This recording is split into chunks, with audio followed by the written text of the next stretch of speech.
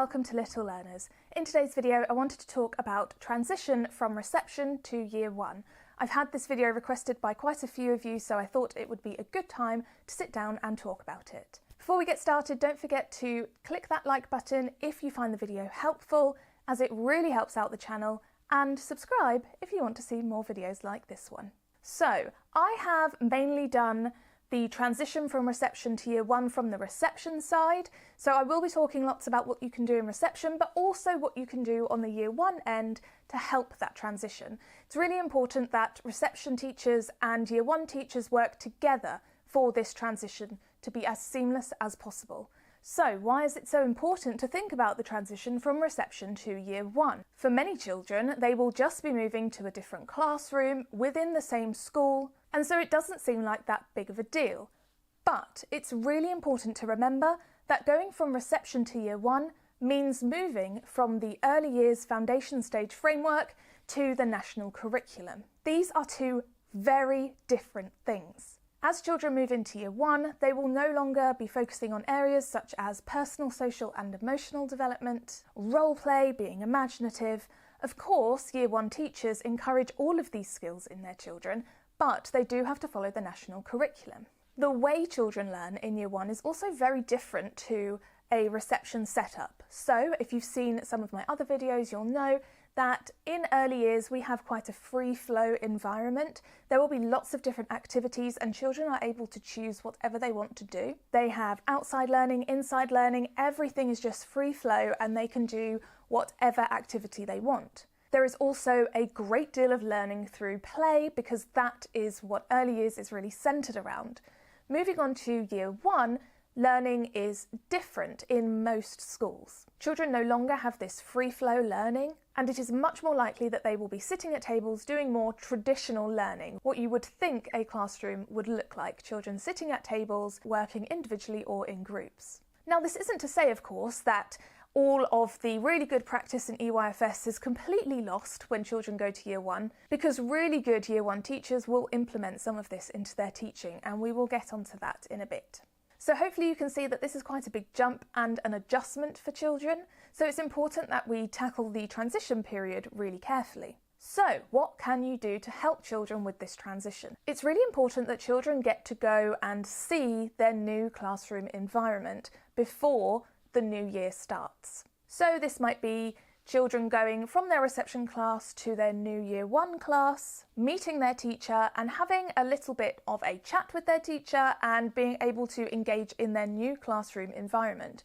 You might want to do that a couple of times so that children get a bit more used to their new environment. This usually happens as a school-wide thing, so reception children go and meet their new year one teacher in their new classroom, year one children go to meet their year two teacher in their new classroom, and so on. For children with special educational needs, children who are quite anxious, or any other children that you might identify who would benefit from an extra visit is a really good thing to do.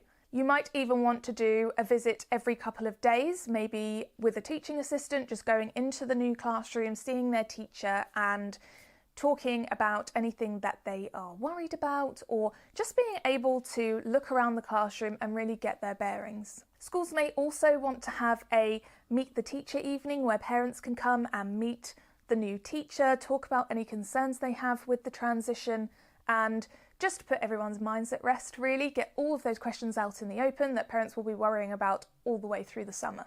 For children who you think this transition will be quite difficult for, you may also want to start a transition booklet. This is something that children can put pictures in, so you might want to take photos of them when they go and meet their new teacher, photos of their new classroom, photos of the teaching assistant and the teacher that they will have next year. Put those in the transition booklet. Children can write or draw in the transition booklet about their new classroom, and they can take this home over the summer to look at to remind them about what they're going into in September. Of course, you can do this with all children in your class if you have the time, but it can be really beneficial for those children who are a bit more anxious or struggle with transitions. from the teacher's perspective, you want to make sure that reception and Year 1 teachers are being collaborative in this transition. Make sure you're meeting up to not only talk about children's attainment and what your children's next steps might be, but also about your children's personalities. Talk about the students in a way that shows that you really know them and get across to your Year 1 teacher what you really want them to know about these children.